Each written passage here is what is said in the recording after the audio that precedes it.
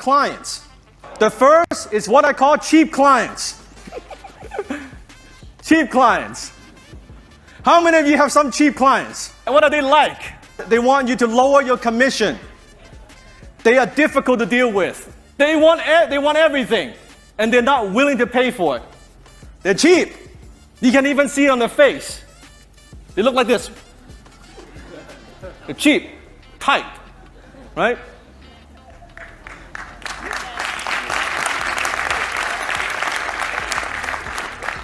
Do you want those clients? Hell no. Hell no. Then you have what I call difficult clients. Oh yes, difficult clients. What are they like? They ask for a lot. And doesn't matter what you do, they're not happy. You go the extra mile for them. You do extra work. They are still not happy. They are just not happy people. It's like they're having a bad day and they're trying to make your day worse. How many of you have some of those clients?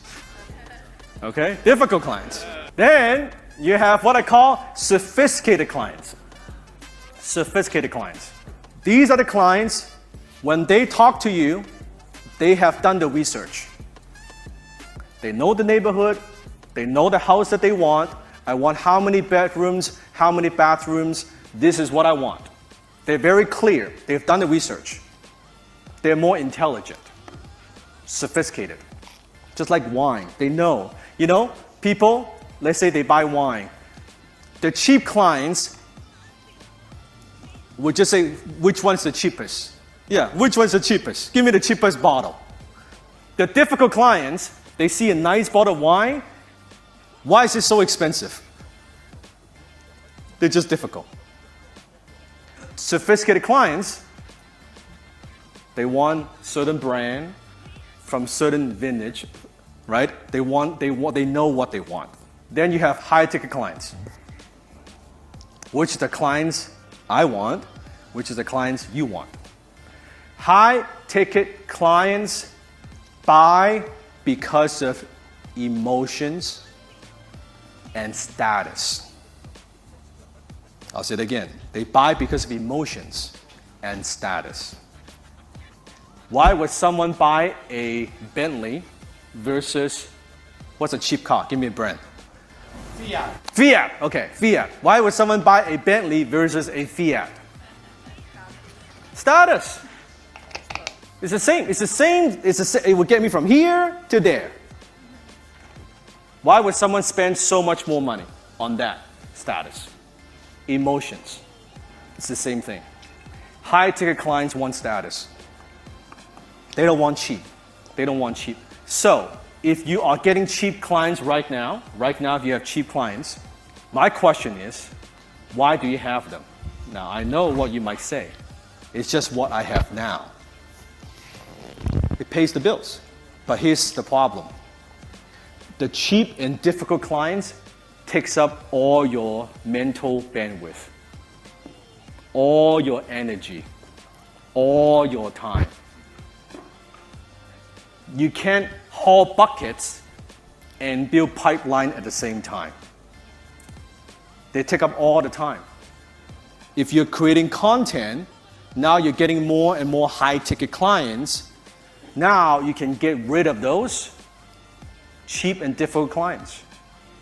I fire clients all the time. Just because, and here's the philosophy you have to understand, just because you're willing to pay doesn't mean I'm willing to accept. Do you understand? I don't care if you could pay. Are you going to be a good client to work with? Because life is too short to work with these clients. And I would tell them I'm not a good fit. Someone comes to me and they ask for a discount. You don't need a discount. Go to somebody else. I'm not the right person for you. I'm just not. It's too short. Life is too short.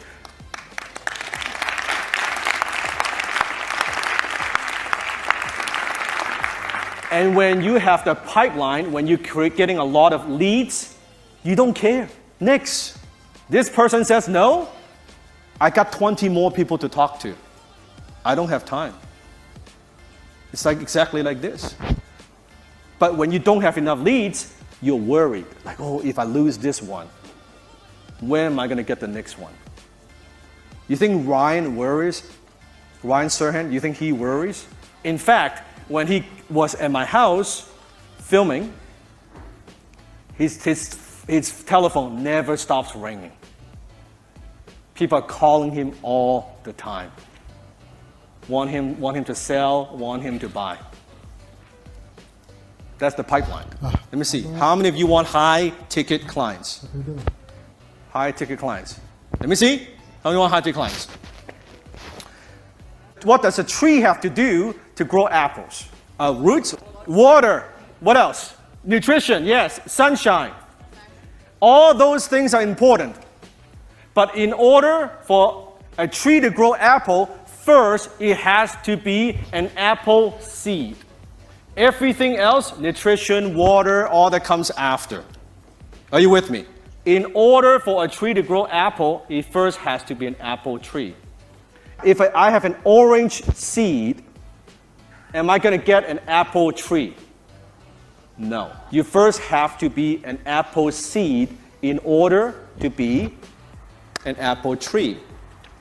Now, what has that to do with selling high ticket? Everything. Everything. Because in life, everything reproduces after its own kind. Write this down. In life, in nature, the law of the universe says everything reproduces after its own kind. An apple seed grows an apple tree. An orange seed grows oranges. Here's what it means. You want more high-ticket clients? Yes. You want more high-ticket buyer? Yes. In order to get high-ticket client, guess what? You first have to become a high-ticket client. Everything reproduces after its own kind. If you are cheap, you're not going to get high-ticket client. And most people, when it comes time for them to pay, they're very reluctant. I don't want to pay. I don't want to pay anything. You're cheap. If you're cheap, guess what kind of clients you attract? Cheap clients. If you are difficult, what kind of clients you attract? Difficult clients. Do you know why I get high ticket clients?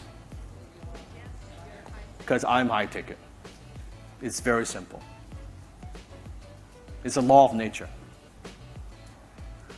To be a high ticket broker, you have to be a high ticket buyer yourself. Because you would then know the psychology of high ticket client. Why would they spend $500 on a pair of glasses? Why would they spend $3,000 on a suit? How does that work? Because wealthy clients, high-tech clients, they want to know you understand them. Do you appreciate quality? Do you understand my needs as a high-tech client? They could see it. It makes a difference. Everything is all in an investment. Because this business, in the real estate business, you don't make anything. We're the middle person.